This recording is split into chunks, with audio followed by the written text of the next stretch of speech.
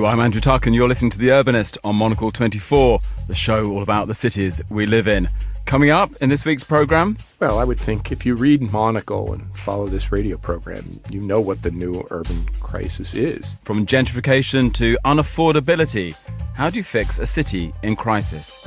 We speak with the renowned urban thinker Richard Florida about his new book and how to devise a new model of urbanism that works for everyone. Also ahead...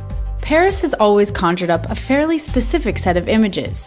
The Eiffel Tower, the Champs-Élysées, the Arc de Triomphe. A chugging choo-choo train is not one of them. We're in Paris to look at the mayor's plans to redevelop an abandoned railway and what impact it will have on the city. That's all coming up over the next 30 minutes, right here on The Urbanist with me, Andrew Tuck. Stay tuned.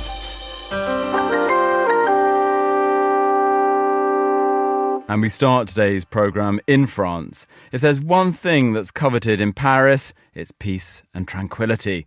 The constant rush of traffic, the high concentration of pedestrians, means that getting a moment of calm is something of a luxury.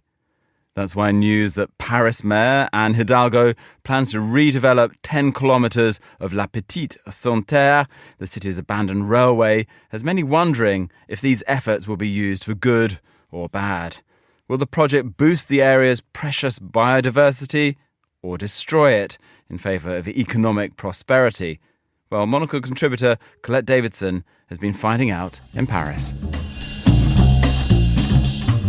Paris has always conjured up a fairly specific set of images. The Eiffel Tower, the Champs-Élysées, the Arc de Triomphe. A chugging choo-choo train is not one of them. But alas, there was a time when trains were vital to Parisian life.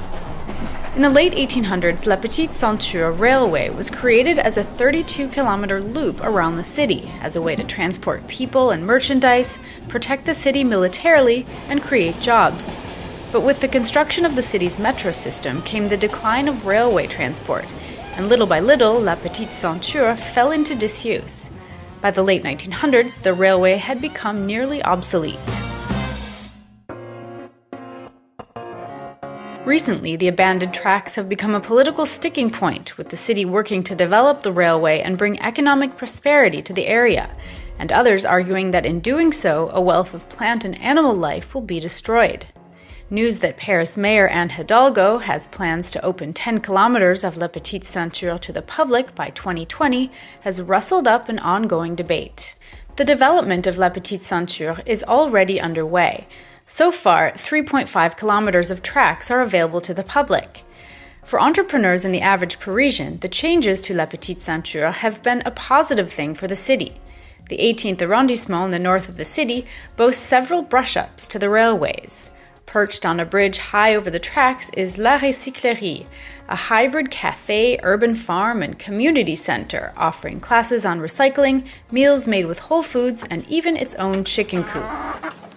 Down the way is Le Grand Train, an enormous swath of land and abandoned tracks that have been transformed into a concert space, multi-room restaurant, and museum.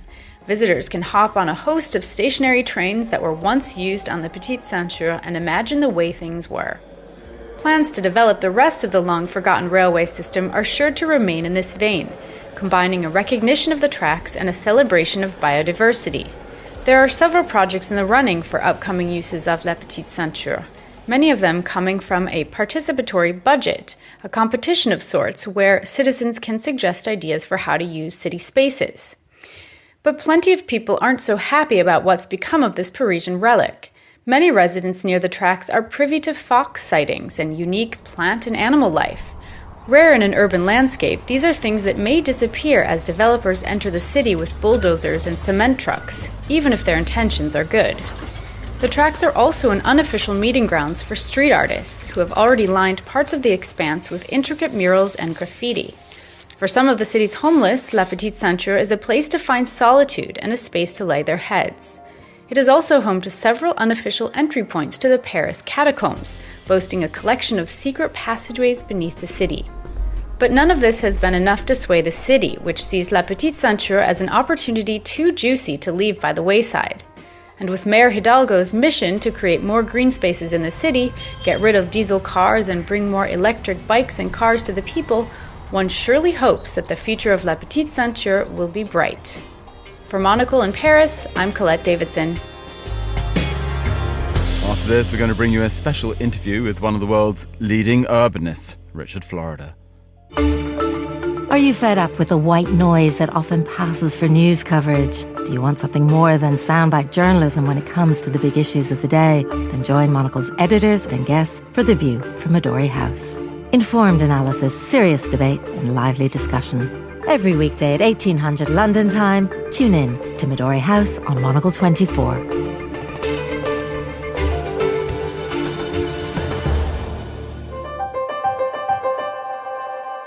You're listening to The Urbanist on Monocle 24. I'm Andrew Tuck. In his latest book, The New Urban Crisis, the renowned urbanist Richard Florida argues that the influx of young people back to urban centres 2 decades ago, celebrated at the time, has contributed to a simmering crisis in our cities. The book tackles the divide between suburb and city to the increasing wealth gap that's become a hallmark of urban life around the world today. Richard stopped by our Toronto bureau to speak with Monocle's Thomas Lewis.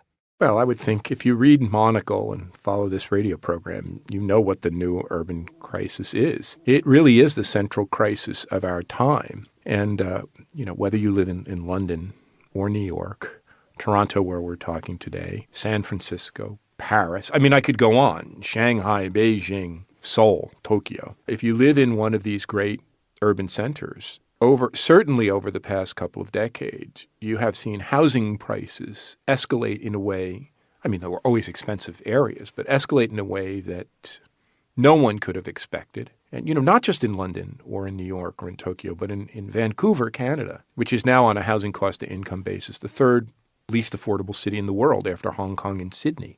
Toronto, which was a quaint little parochial town 2 decades ago, is now the 9th most, I'm shocked to say this, on, again, looking at housing costs in relation to the income people earn. More expensive on that basis than New York because people earn more.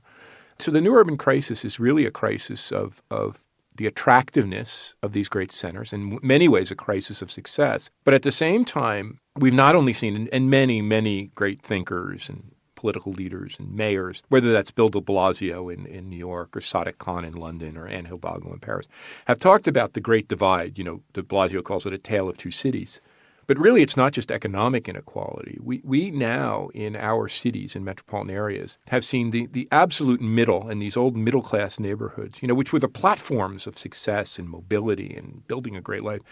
We've seen them literally eviscerated, and our cities have become small little areas of kind of concentrated wealth and advantage for the global super rich, for knowledge workers, the members of my own creative class. It's not just the 1%, it's about a third of us who can make a go. But then the other 2/3, falling further and further behind and surrounding these areas of concentrated advantage, much larger spans of concentrated disadvantage. And those are not only in the city, but what's so interesting about the new urban crisis, that's spread out to what we used to think of as the great affluent suburbs. So it really is a new geographic divide in our society.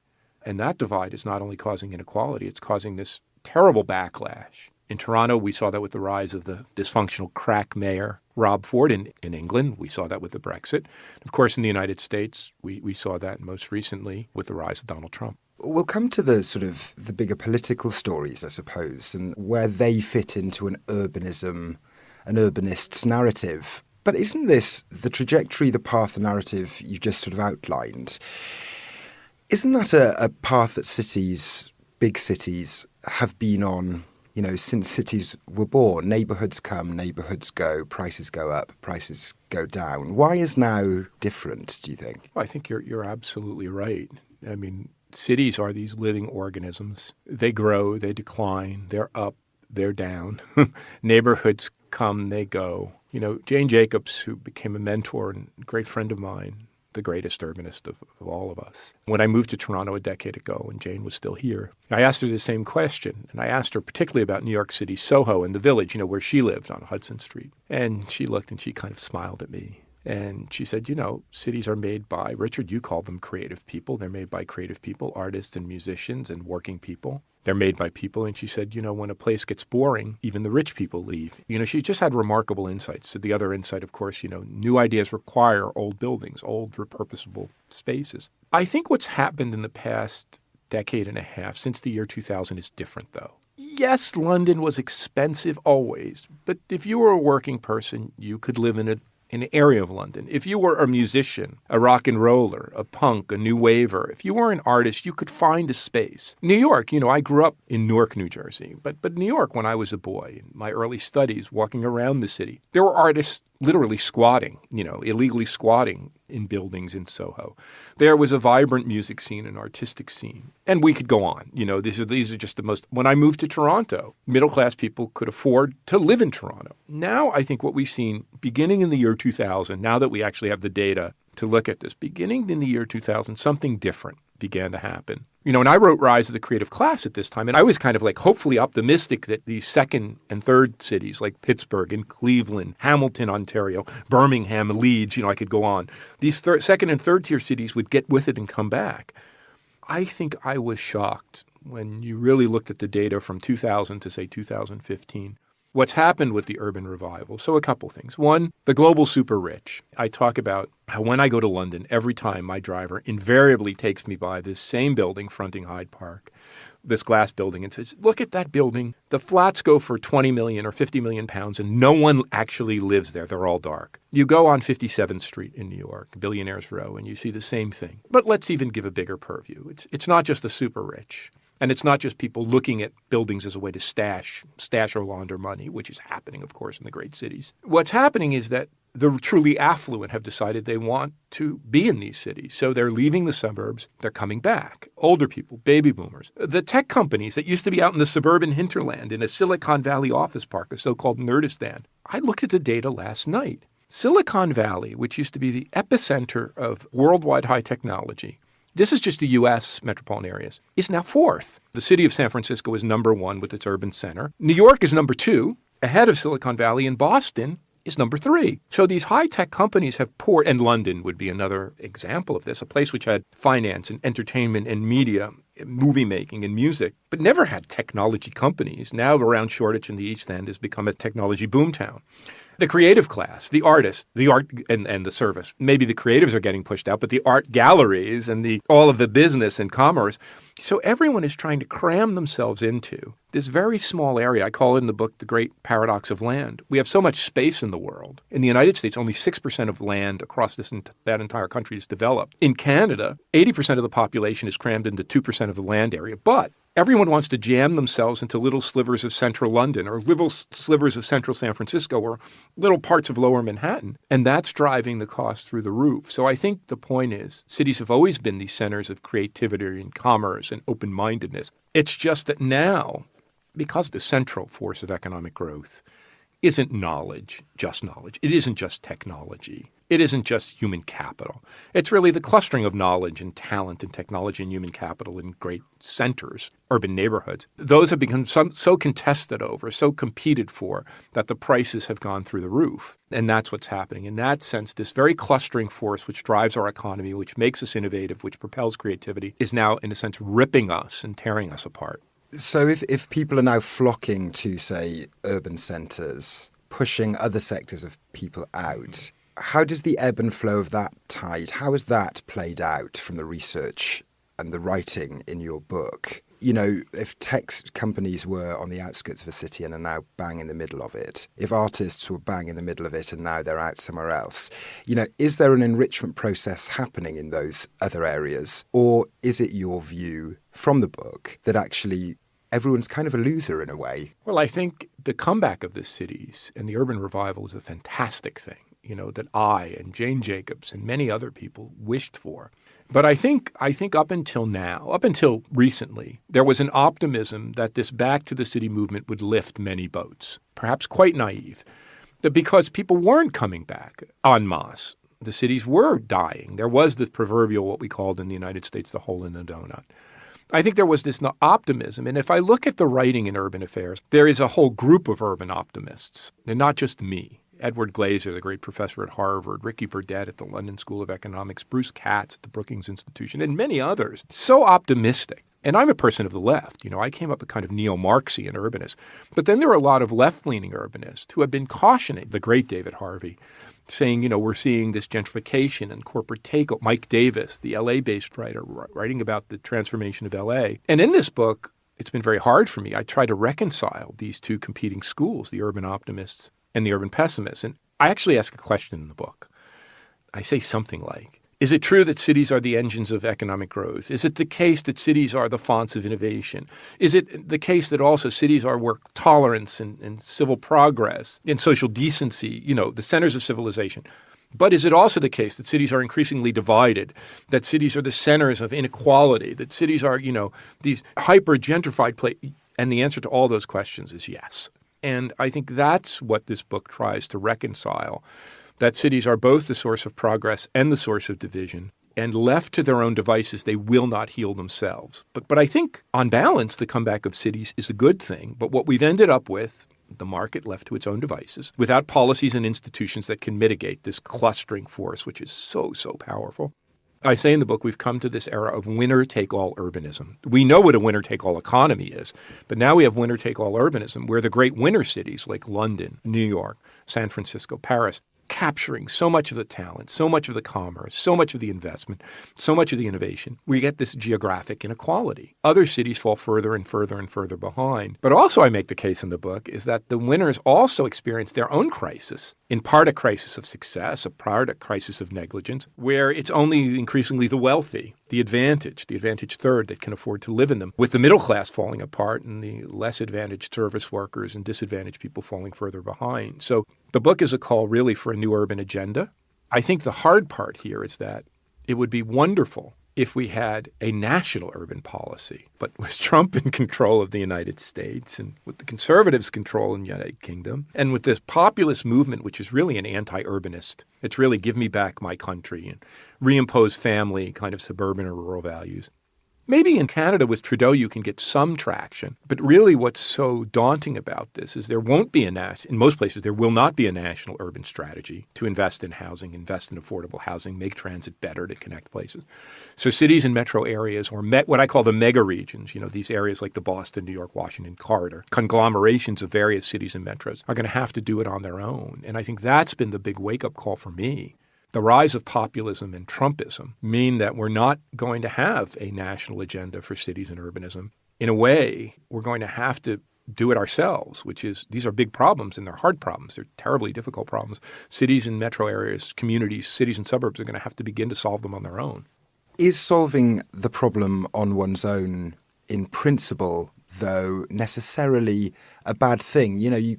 We've drawn comparisons between London, New York, Toronto, but ultimately each of those cities are very, very different places, very, very different, makeup socially, economically. How difficult is it for, a city hall or a provincial government, say here in Ontario, or, a state government in the United States? Is there a recipe for the sort of balance of intervening or to let a city get on with it and to let, say individuals, urbanists, entrepreneurs, artists, they chip in their ideas and the city sort of garners its identity from that. How tricky is that balance within this urban crisis as you describe it? I think you've got to the nub of it. When I was writing this book over the past, believe it or not, 7 years, all the while, President Obama was president in the United States, and I assumed, like many others, given my own biases, that Mrs. Clinton would become president.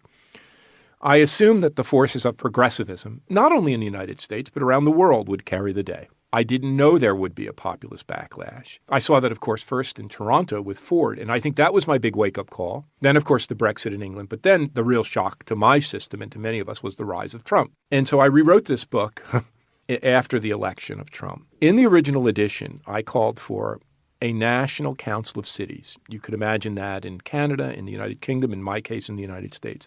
That would be equivalent to the President's National Economic Council, the President's National Security Council.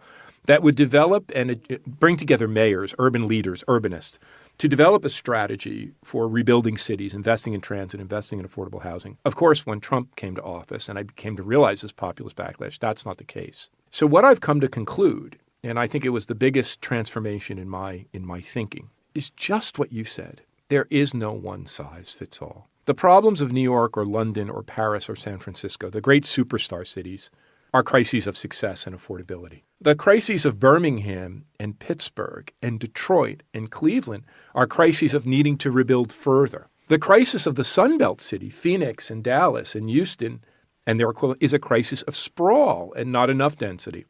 So what I believe now is that these cities are equipped.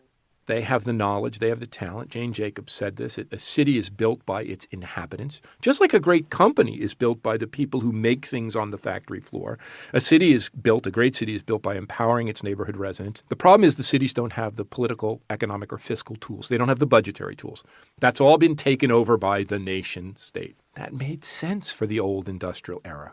That made sense for the era of the big mega corporation. That made sense for an era in which you needed a New Deal or Social Security, or needed to make sure that people, women and African Americans, minorities, gay people had certain rights.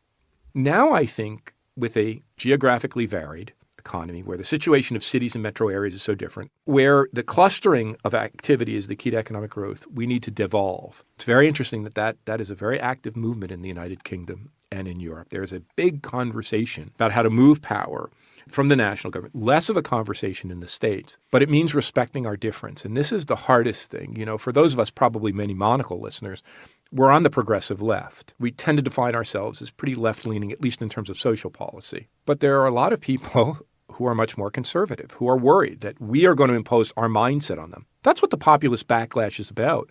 So we have to understand that if people want to live, I'll call it a blue life, my life, that's okay. If people want to live a red life, we need to give them some degree, within reason, degrees of freedom. If I want to be an urbanist, I can live in a city. But if other people want to live in a suburb and drive a car, that's okay. If you want to live in a rural area and get back to nature, I'm not going to impose my values on you. We can all build, but the way to do that is to give our cities and communities the budgetary authority, take the money out of Washington, out of Ottawa, out of the capitals, move it back to the cities and give them the ability to build the way they want. And I think then we can begin to become less divided. We won't be so worried that my progressive values will be imposed on your conservative values, that your conservative values will be imposed on my progressive values. We have to reduce the stakes. If every 4 to 8 years we're going to worry about electing this president or prime minister who we disagree with, if we reduce the stakes, and most people, it's really, because I travel all to different places. I don't care where I go, Sunbelt, Frostbelt, Rust Belt, Superstar City, London, New York, Paris, Detroit, Cleveland, Phoenix. People all want to build a great city, a great community, a great suburb. I can't tell what mayor in a community is conservative or liberal, Republican or Democrat. So I think that's the way forward that this book talks about. We have to empower our cities, but we also have to respect our differences. And in that way, we get to vote with our feet. I can vote with my feet to live in the kind of place I want. You can vote with your feet, and we can respect one another. And we may not agree, but we can coexist as part of a union, if you will. That's why I think I like the phrase the United Cities or the United Communities of America. I'm an American. Sounds a lot better to me than the United States of America. And just a final thought, staying with the glimmers of hope within the urban crisis as you describe it in your book, are there any cities, perhaps the second-tier cities, that you think actually are bucking the trends when you're doing your sort of research, that actually have found a way to sort of balance the huge boom in sort of cities, as you put it, over the past few decades, but also to the divides, the populist divides, the rural versus urban, the rich versus poor even. Is there a city that actually a major superstar city could look to on a smaller scale and say, they're doing something right? Well, first of all, although the title may sound a little gloomy, the word crisis, I say this in the book, a crisis is a time of challenge and a time of opportunity. I'm actually very cautiously, I'm not naively optimistic that urbanism will save us, cautiously optimistic. Here's why. I think it was actually harder to get to this point, to begin not only to bring back London to its grandeur and greatness, or New York City or Paris, they were always great cities, but to begin to rebuild Pittsburgh and Detroit and their equivalents around the world. That process is engaged. So the urban revival that's happened in the past 10 to 15 years was a really hard thing to do, and it's happening. actually to turn the switch now. And I've seen this as I've gone not just to New York and these great cities, but to these second and third tier cities, to turn the switch and engage the conversation and say we have to move from winner-take-all urbanism to urbanism, what I call urbanism for all, inclusive prosperity. We have to turn the dial and make sure that working people and less advantaged people can. Mayors are joining, premiers, Chamber of Commerce leaders, artists, musicians, the heads of universities are joining this conversation. I think the biggest challenge is going to be the superstar cities. I'm worried. To me, and we've been talking about this, New York no longer feels the same, and I love that city. London doesn't feel, they haven't quite crossed, I say this in the book, they haven't quite crossed lost their creative edge. They're not the boring places where people are leaving, but they're tipping. They no longer have the creative energy they once had. The second and third tier cities are doing it. And I think over time, they're going to do more. I think we're getting there. Let me give you some examples. I was just in Philadelphia. It was mind-boggling what has happened in Philadelphia. I remember when Philadelphia was a bombed-out city. In fact, when the city government bombed the block, they literally bombed. It is back. It is one of the places young people are heading. They're leaving New York. Miami. We spent some of the winter there. In the Wynwood section of Miami with high-tech companies and arts organizations and creativity and people flowing in, not just from New York, but from around the world, people from Paris and London opening restaurants. So I think this is really the agenda over the next 10 to 15 years. It's to move beyond the superstar city, to move beyond the knowledge hub, to really engage a conversation about how we can create an inclusive prosperity in which not just the advantaged third, not just my so-called creative class can benefit, all residents can benefit, and the city and the suburb can be someplace that you can have a life. And I do think as soon as we got over the trauma thinking the national government would do it, that we, as you said, focus on building our cities from the bottom up, giving those cities the revenue tools, building the tools as a group of us to empower cities and their residents to do things, we can get there. But it's one of the things that worries me is there are some people in the world still saying, don't worry about it. Cities will fix themselves. London, yeah. Toronto, this is a big meme in Toronto. Yeah, Toronto's going to do it. No. If we don't figure out a way to build more housing, to build more affordable housing, to invest in transit, to really do things that we need to do to rebuild our cities, we will grow further apart. But I'm confident now, because I see this going around the country and talking to people, going around Canada, the United States, and the fall in the United Kingdom. I've never had this sense, even with Rise of the Creative Class, I've never felt that there was more of a time to do things and build cities in a more inclusive way.